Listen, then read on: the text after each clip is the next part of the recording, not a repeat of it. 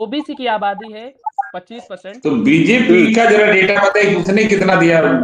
मुसहर जात जदयू बीजेपी को वोट नहीं करती है। के साथ कह रहा हूँ कि आप और आपके जैसे बुद्धिजीवी जो हैं, प्रोफेसर्स, इंटेलेक्चुअल्स, यूट्यूबर्स, ये वो जात हमें नहीं देती है, वो जात हमें नहीं दी, इस तरह से आप लोगों ने बहुत बड़ा एक सेक्शन जो है अपना दुश्मन बना लिया है, जिसकी वजह से आप अपोजिशन नहीं दे। पगल घुमा करके बीजेपी के समर्थन में रहा करते हैं आप। भी जाति ही फैक्टर है, ओबीसी का चेहरा है, गरीब का चेहरा है, उसी की बदौलत है। पॉलिटिकल इस चीजों पे जवाब नहीं देना, क्योंकि वो बीजेपी पार्टी का यादव से नीचे सर भरा है किसी से। दुनिया रिलेटेड कंपनियां कितनी यादवों ने बनाई, यादव जाकर यादव नीचे क्या लड़ेगा, कुछ नहीं।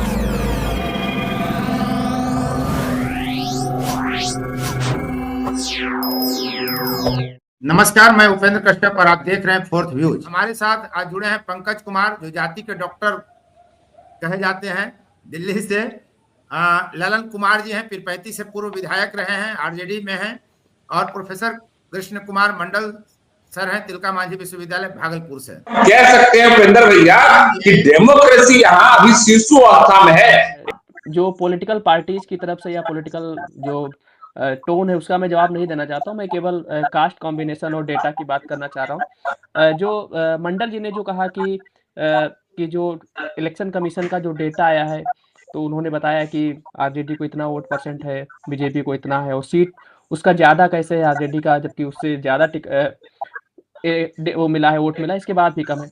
अब मान लीजिए अगर आपको एग्जाम में नहीं, पंकज जी, मैंने आपको सिर्फ ये कहा कि ऐसा नहीं है कि राजद को जो वोट था वोट बिखर गया। मंडल जी मैं आ रहा हूँ। आप जब मुझसे सहमत ना हो तो आप दोबारा जब आप बोल सकते हैं। तो ये ऐसे होता है कि मान लीजिए आपको एग्जाम में 33 नंबर लाना है पास होने के लिए। ये 33 जो है मिनिमम क्वालिफिकेशन है किसी भी स्टूडेंट के लिए, और आप ले आए हैं 55। तो 55 अगर लेकर आ गए तो जो एक्स्ट्रा मार्क बचे उससे आपको कोई वेटेज नहीं मिलने वाला है। अब आप 33 लाए तब भी आप उसी रैंक में आएंगे, और 55 ले आएंगे तब भी उसी रैंक में है। ठीक वैसे ही दूसरे के लिए भी एप्लीकेबल होता है। मान लीजिए कि अब हम अगर बीजेपी का सीट देखें, सॉरी आरजेडी का, तो आरजेडी ने ऐसी कई सीट हैं जहां पर कई हजार वोटों से उन्होंने चुनाव जीता है। जैसे बिस्फी है, जैसे रानीगंज है, जैसे मधेपुरा है, महसी है, फिर है पारो है, रघुनाथपुर है, फिर है परसा है, फिर राघोपुर है तेजस्वी जहां से खुद लड़ रहे हैं, उजियारपुर है, मोरावा है, मटिहानी है। ऐसे मतलब जहां पे विक्ट्री हुई है बहुत बड़े लेवल की विक्ट्री है, और जहां पे विक्ट्री नहीं हुई है बहुत कम से हारे हैं। और जो बीजेपी जो सीट जीत रही है या जेडीयू जो सीट जीत रही है वो बहुत कम मार्जिन से जीत रही है, मैं वो भी गिना सकता हूँ। सेकंड चीज, तो ये जो डेटा है उसमें आप ये नहीं कह सकते कि चुनाव आयोग, अगर आपको लग रहा है तो ये आप मैं वो चीज के लिए मैं परसेंटेज, मैं इतना ही आपको कहा कि परसेंटेज ऑफ कितना वोट परसेंटेज है राजद का, उसके आधार पर आप ये नहीं कह सकते हैं कि उसको वोट ज्यादा नहीं, उसका वोट बिखर गया। मैं सिर्फ इतना ही कहना चाहता हूं। मैं उसका भी जो मेरी समझ है मैं उसका भी जवाब देना बिखर गया है, ऐसा नहीं कर सकते। ये है कि सेकंड ये चीज है कि हर 5 साल बाद जो भी चुनाव आता है, मान लीजिए पिछला जो असेंबली का इलेक्शन हुआ था बिहार में वो 2020 में हुआ था, उस समय कितने वोटर थे और अभी कितने वोटर, हर 5 साल बाद हर एक इलेक्शन में वोट भी तो बढ़ रहे हैं।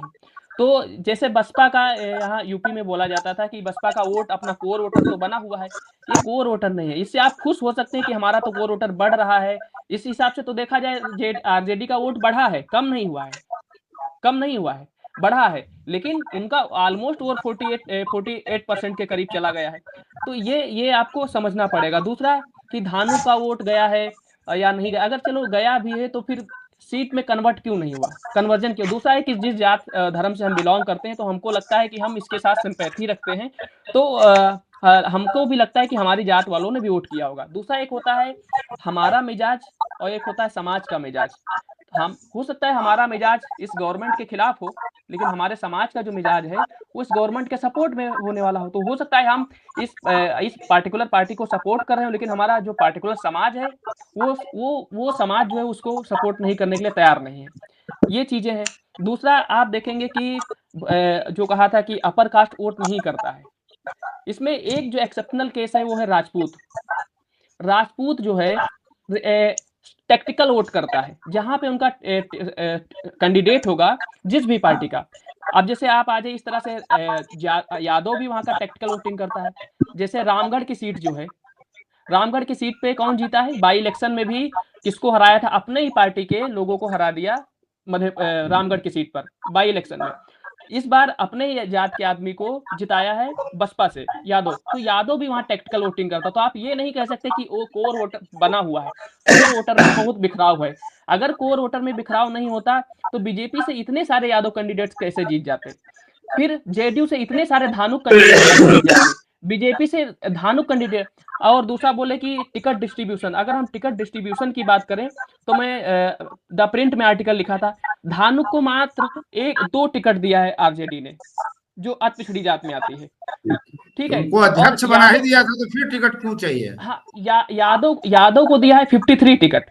मतलब टोटल ओबीसी की पॉपुलेशन साइज जो वहां पर बिहार में है वो 25% से ऊपर है, उसको दिया है 51% पॉपुलेशन साइज में। उसमें भी 37% अकेले, 37% से ज्यादा जो टिकट्स हैं वो मात्र यादव के हैं। दूसरा, पिछली बार जो वोट शेयर था, टिकट डिस्ट्रीब्यूशन था ईबीसी का, वो 11% था। आरजेडी ने उसको घटाकर पिछड़ों का 10% कर दिया, मतलब उसमें भी 1% की कटौती की है। और ये तब हो रहा है जब बिहार में कास्ट बेस्ड सर्वे हो चुका है, और ये तब हो रहा है जब लोकसभा इलेक्शन में आपको कोई भी बेनिफिट कास्ट बेस्ड सर्वे के हिसाब से नहीं मिला। क्यों नहीं मिला? क्योंकि आपने टिकट डिस्ट्रीब्यूशन सही नहीं किया। क्यों नहीं मिला? क्योंकि आपका जो कॉन्फ्रेंटेशन है दूसरी अति पिछड़ी जातियों से। अब लल्लन सर कह रहे थे कि डेमोक्रेसी, हमारी डेमोक्रेसी क्या है? हम पढ़े लिखों की, हमारी पढ़े लिखे की डेमोक्रेसी ये है कि हम पढ़ लिख लिए हैं तो आरक्षण की बात कर लें, ये हमारी डेमोक्रेसी है। हम नौकरी लग जाए, ये हमारी डेमोक्रेसी है। लेकिन जो पढ़ा लिखा नहीं है, समाज में जो रहता है, जो सबसे वंचित है, उसकी डेमोक्रेसी अगर आप देखने जाएंगे तो उसकी डेमोक्रेसी जानते हो क्या है? जिंदा रहने की, शांति, सुरक्षा। शांति। अरे आप नीट बोलिए, नहीं इसको डेमोक्रेसी मत कहिए। डेमोक्रेसी को आप सबको अपने तरफ से इनवाइट नहीं करिए, इसको नीट नहीं। ये आप लोकतांत्रिक अधिकार नहीं, आप इसको आप उसकी जरूरत करिए, ठीक है? सुनिए, कोई बोल नहीं सकता है, कोई आप और जाति के जो लोग हैं वो बोल नहीं सकते, डेमोक्रेसी इस देश में जश्न नहीं मना सकते हैं। उपेंद्र भाई, इस देश में सबसे ज्यादा डेमोक्रेसी, कॉन्स्टिट्यूशन और रिजर्वेशन की बात करने वाला कौन सा समुदाय है? सारे वर्गों से पढ़ा लिखा तबका, चाहे वो सवर्णों का पढ़ा लिखा तबका हो, चाहे अपर ओबीसी का पढ़ा लिखा तबका हो, चाहे एबीसी का हो, चाहे दलित का हो, किसी भी समाज का जो पढ़ा लिखा तबका हो, सबसे ज्यादा डेमोक्रेसी और कॉन्स्टिट्यूशन की बात करता है। मैं आपको 3 एग्जाम्पल दे रहा हूँ आपके बिहार से ही। दीघा, जो सबसे रईस इलाका है पटना का, सबसे कम वोटिंग परसेंटेज है। सबसे कम वोट जो करता है वो पढ़ा लिखा तबका करता है। तो डेमोक्रेसी को किसने एक्सेप्ट किया है? सबसे ज्यादा मार्जिन कम्युनिटी ने किया है, मार्जिनलाइज सेक्शन ने किया है। और सबसे ज्यादा किसी ने नहीं किया है, वो है पढ़ा लिखा तबका, जो अपना वोट देने भी नहीं जाता है और 5 साल टीवी डिबेट में, आर्टिकल्स में और इधर उधर चौक चौराहों पे डेमोक्रेसी की बात करता है। आप वोट गिरा देने को डेमोक्रेसी मानते हैं? बिल्कुल, मैंने वोट डाल दिया इसको डेमोक्रेसी हो गया। अरे उसके गोल क्या, जिसको अनुभव नहीं हो, डेमोक्रेसी का जो गोल है, आप कोई सुनिए, नहीं आप कोई कास्ट के लिए वोट गिरा दे डेमोक्रेसी हो गया, कोई मंदिर के लिए वोट गिरा दे डेमोक्रेसी हो गया, ये डेमोक्रेसी नहीं। बिल्कुल, हमने क्या कहा? हमने कहा कि शिशु अवस्था में है, हमने कुछ नहीं कहा, हमने कहा शिशु अवस्था में। डेमोक्रेसी आप पॉलिटिकल पार्टी के सदस्य हैं, आप बात कर रहे हैं। पॉलिटिकल पार्टी के हैं, लेकिन ऐसे आंख बंद करके पॉलिटिकल पार्टी के नहीं है। हम लोग भी कुछ सूझबूझ और कुछ समझ रख करके पॉलिटिक्स में आए हैं। हम लोग भी कोई शिक्षित बेरोजगार नहीं है पंकज जी। आप कोई शिक्षित, आप नहीं, हम कोई शिक्षित बेरोजगार नहीं है। हम बेसिक वोट विनर भी रहे हैं और सोच समझ के डेमोक्रेसी को समझ के यहाँ आए हैं। और हम ये नहीं कि हम कोई कुछ नहीं मिला तो हम लोग यहाँ चले। हम लोग का पॉलिटिक्स पैशन है, सुनिए, पॉलिटिक्स पैशन है, प्रोफेशन नहीं है। तो एक मिनट, हम लोगों को क्वालिटी एजुकेशन पर, समान एजुकेशन पर, हेल्थ पर, हमारे रिजर्वेशन पर सदन में बोलने से हम लोगों को फटकार लगती थी। हम लोगों ने हम छोड़ के बीजेपी को, हम टिकट मांगने नहीं गए, 5 महीना पटना नहीं गए। और आज भी बीजेपी की इतनी मैंने तथाकथित बम्पर जीत हुई है, लेकिन आज भी हम राष्ट्रीय जनता के दल के साथ ईमानदारी के साथ खड़े हैं। इस पर हम संघर्ष का रास्ता हमने चुना है। संघर्ष का रास्ता सबने चुन लेता है। हम लोग का पैशन है, ये नहीं करिए।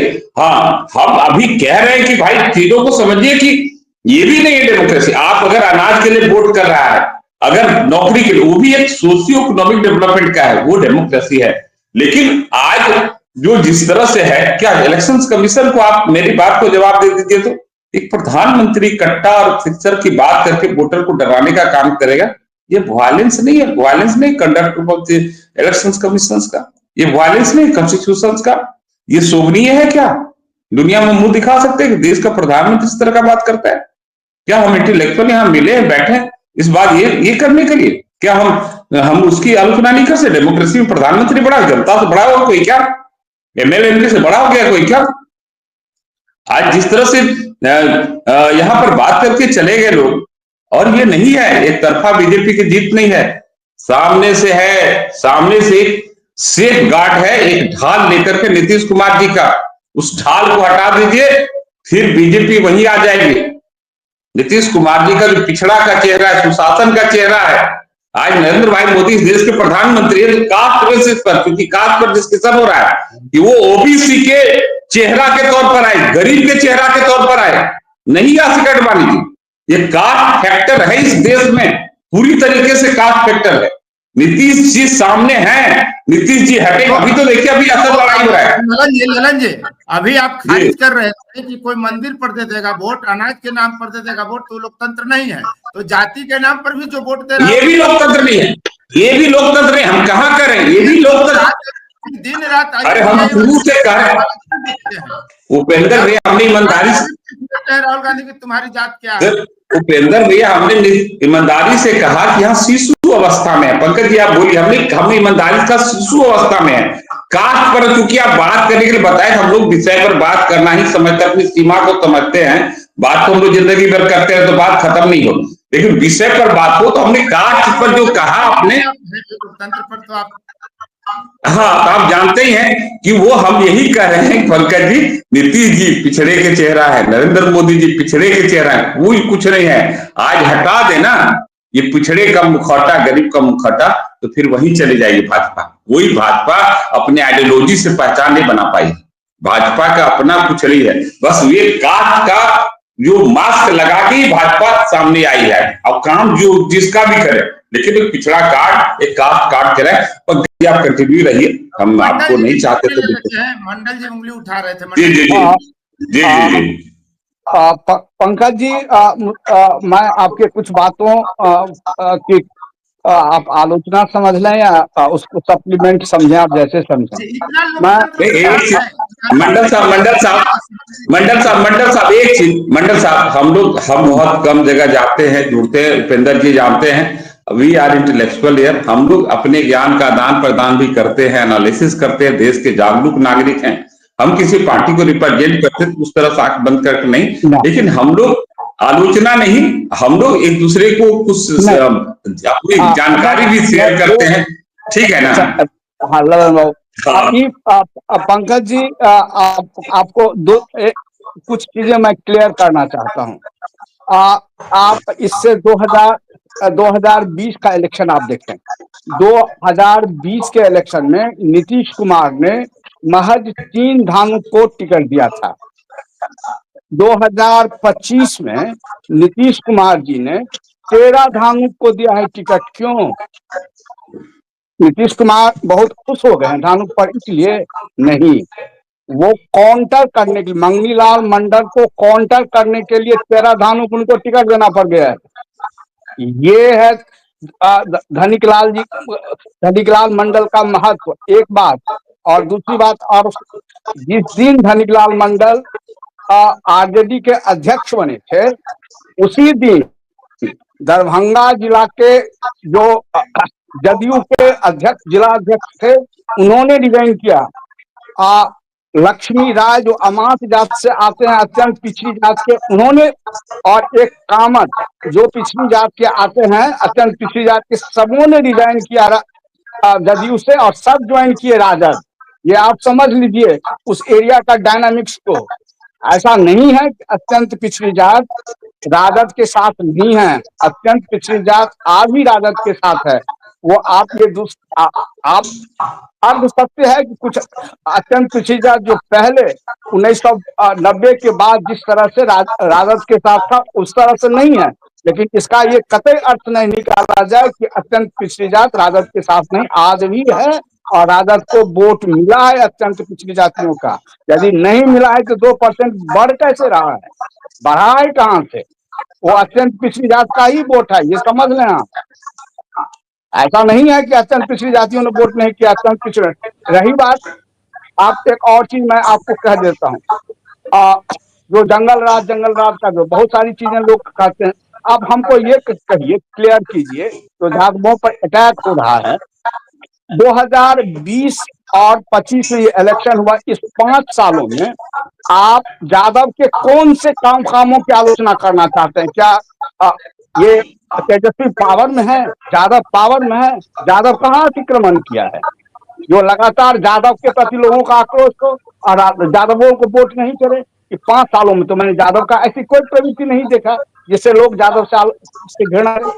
आप कैंपस में है ना, देश के सुरक्षित कैंपस में है। नहीं कहाँ है? ग्राउंड लेवल पर जो लोग हैं बोल नहीं पाते हैं, लिख नहीं पाते हैं, जश्न नहीं मना सकते हैं त्योहार का। ये मीडिया द्वारा कंस्ट्रक्टेड है, ये जमीनी स्तर पर सच नहीं है। मैं ये भी कह देता हूँ आपको, ये नहीं, ये एकदम नहीं गलत बात है। ये इलीट मीडिया का कंस्ट्रक्शन है, इसके सिवा ये कुछ नहीं है। ये लोग गढ़ते हैं और लोगों को दिमाग में बैठाते हैं। मीडिया से नहीं जुड़ी हुई है मंडल सर। आप भी गांव में अखबार जाता है ना, टीवी को बैठ के देखता है डिबेट, वो लोग भी जाते हैं एनडीए के साथ वोट देने। आप इस मामले में क्या कहिएगा? ये इस वोट को भी आप पंकज जी बोलिए। पंकज जी को सुनिए, पंकज जी।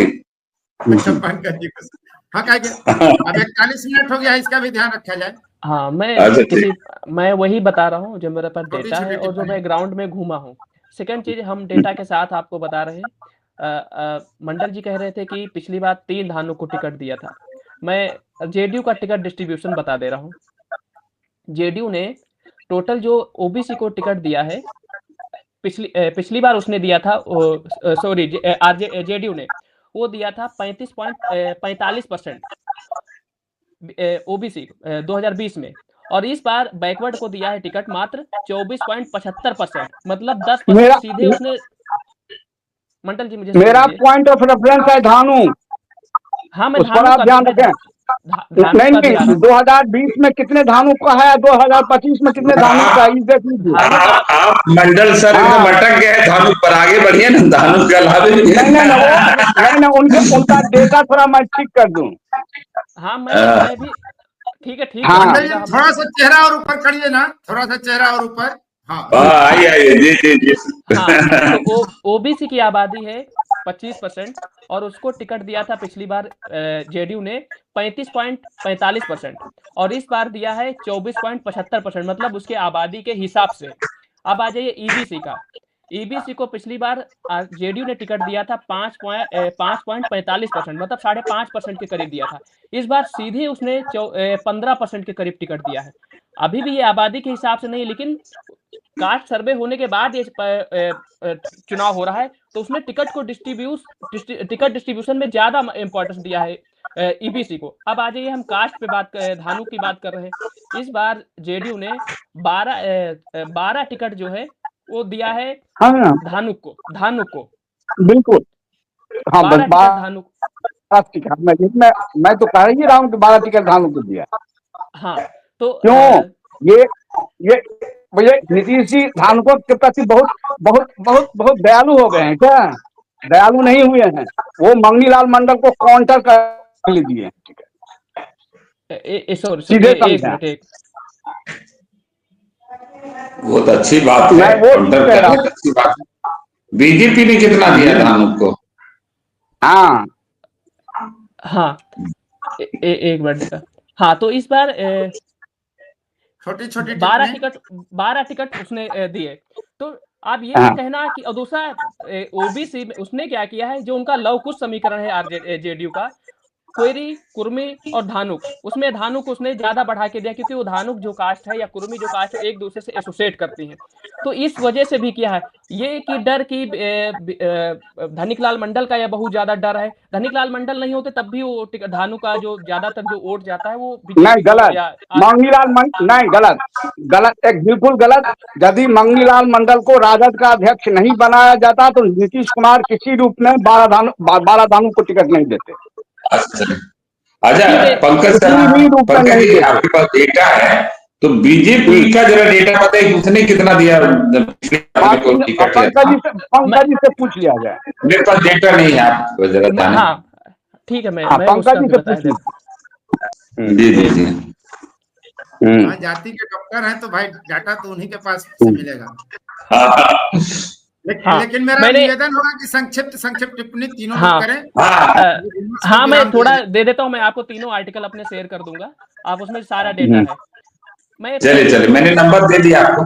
हाँ मैं पहले ही बोल चुका हूँ कि लगभग 50% के करीब 48 पॉइंट समथिंग % के करीब जो है उसने अपर कास्ट को बीजेपी ने टिकट दिया है। मैं अपने शुरुआती दौर में बोल चुका था कि उसने अपर कास्ट को साधा है बीजेपी ने, और जेडीयू ने ईबीसी और ओबीसी को साधने की कोशिश की है, और इससे एक बहुत बड़ा लार्जर सेक्शन बन जाता है जो उनको मजबूत आधार बन जाता है जीतने का।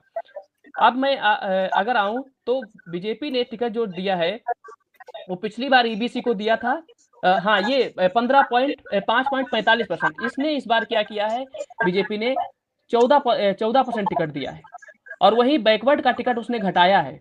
बैकवर्ड पिछली बार दिया था 35% के करीब, और इस बार मात्र 25% के करीब दिया है। अगर हम इसमें देखें कि बैकवर्ड में सबसे ज्यादा किसको टिकट दिया तो उसने कुशवाहा को दिया है सबसे ज्यादा 7, और यादव को दिया है 6, कलवार को दिया है 4, और अगर ईबीसी में देखा जाए तो सबसे बड़ा जो सबसे ज्यादा टिकट दिया है वो दिया है तेली और कानू को, जिसको 3 और एक को तेली को 4 दिया है और कानू को दिया है 3 टिकट। तो इस तरह से उनका कास्ट कॉम्बिनेशन बहुत मजबूत हो जाता है। फिर उनके पास एक टेक्निकल मुसहर का वोट है दलित में, फिर उनके पास पासवान का वोट बड़ा वोट है। इस वजह से उनका अपने आप जो कंपोजिशन है वो बहुत बड़ा कंपोजिशन बन जाता है। पंकज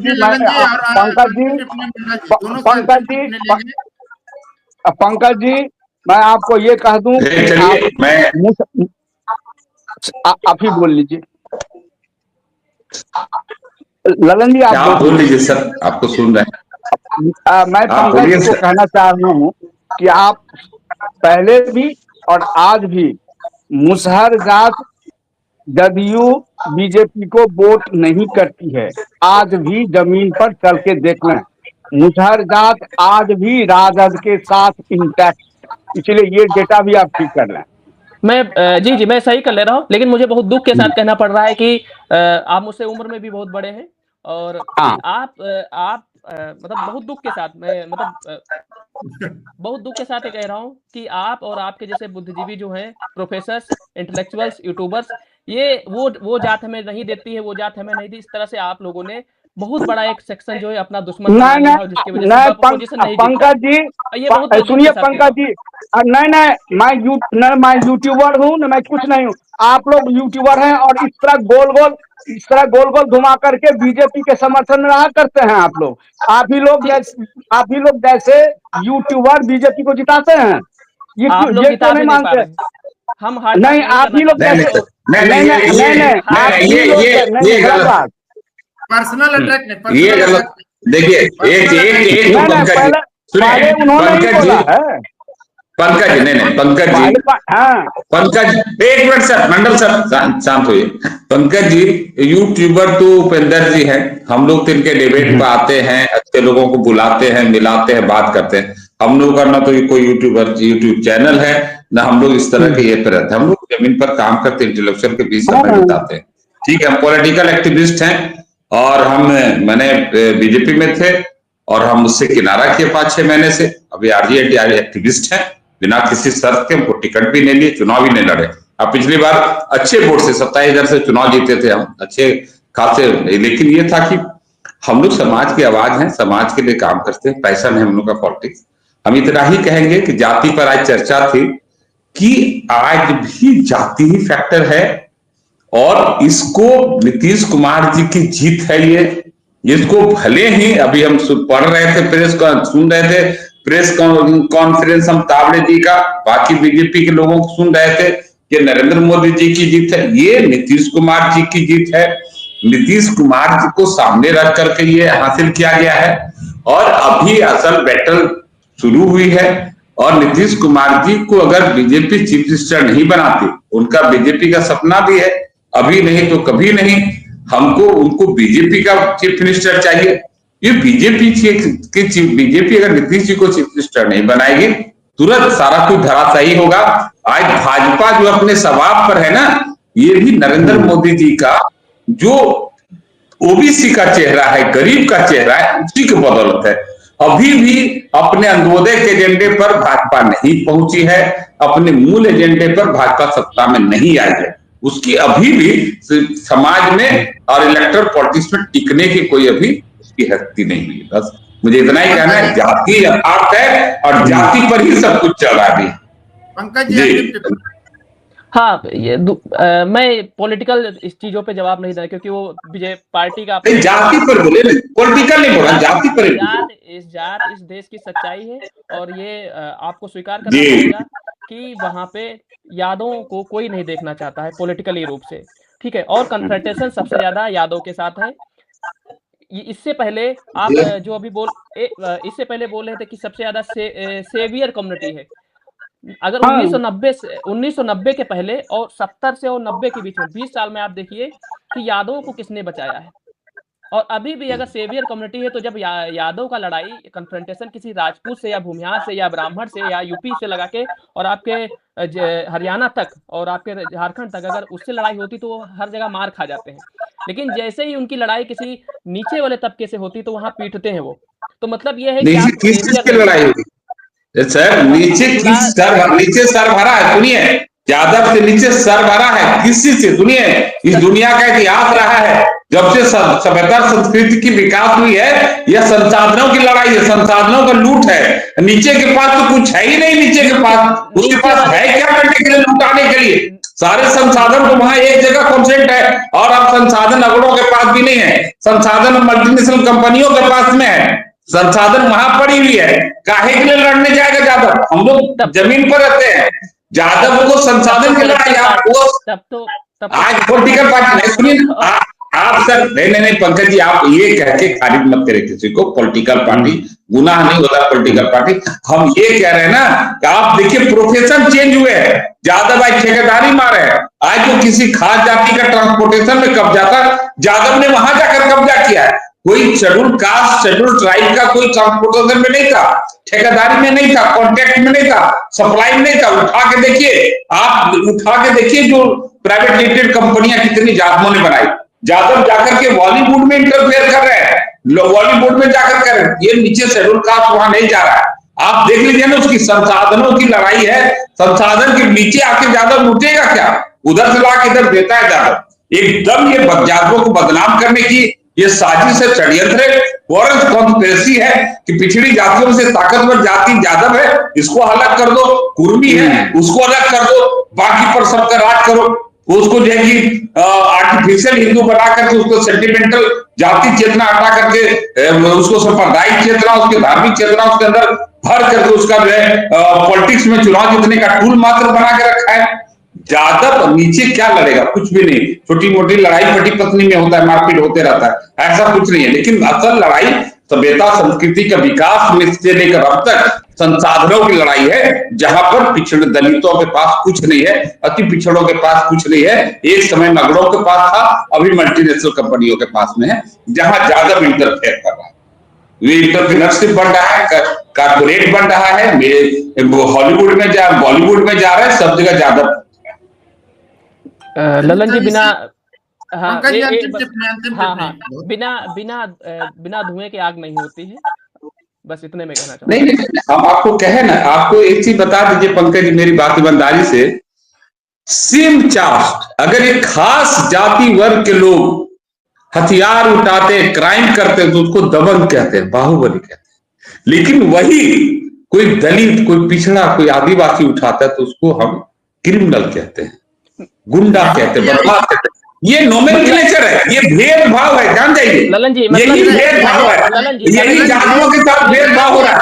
ललन जी यही काम तो वैश्य के संदर्भ में भी करते हैं लोग ना, यही काम तो अपने से कमजोर जातियों। वैश्य भी अलग नहीं है, वैश्य भी जादवे कैटेगरी में है, वैश्य भी मैंने वैश्य सुनिए, वैश्य को भी बस इलेक्शन टूल ही है। मल्टीनेशनल कंपनियों में, ऑनलाइन के जमाने में, अमेजन के जमाने में छोटे छोटे जो वैश्य है ना वो खत्म हो गए, बोनी नहीं हो रहा है। आप देख लीजिए एक दिन क्या स्थिति होने वाली है, जो जिस ट्रेंड पर देश चल गया है उसका भी सर्वनाश हो रहा है। कई उपेंद्र जी 1990 से पहले, मैं एक चीज आपको ध्यानाकर्षण एक बात कह दूं, 1990 से पहले जितने गुंडे हैं, जितने क्रिमिनल्स हैं, वो जादवों का नहीं है, वो सब अपर कास्ट का है, ध्यान रखिएगा। और जितने अपर कास्ट के गुंडे हैं, सामंती हैं, उनको मारने वाले या उनसे चैलेंज करने वाले पिछड़े हैं, यादव नहीं है, ये भी नोट कर लीजिएगा। इसीलिए दुलाचंद यादव का मजा अलग अलग जगहों पर अलग अलग सेक्टर काम करता है। सुनिए, अब पलासी के युद्ध में पासवान आए थे और पूरे गांव में रविदास आए थे, वहां आए थे, ठीक है ना। अलग अलग जगह पर अलग अलग मिलिटेंट है कहीं, ठीक है ना, वो नहीं है।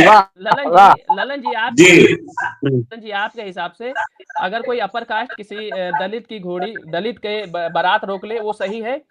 गलत है? नहीं, गलत है, गलत है ना।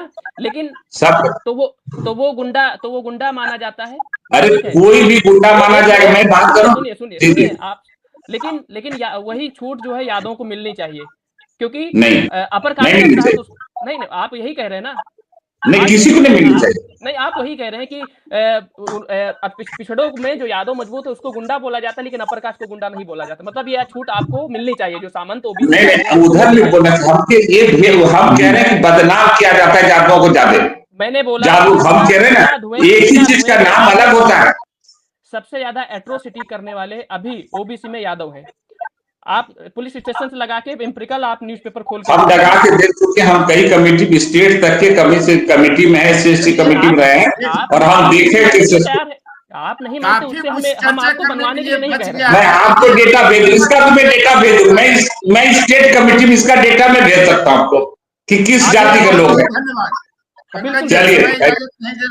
चलिए नंबर भेज दिए पंकज जी, डेटा भेज दीजिएगा जरा सा। फोर्थ व्यूज, चौथा विचार, बाकी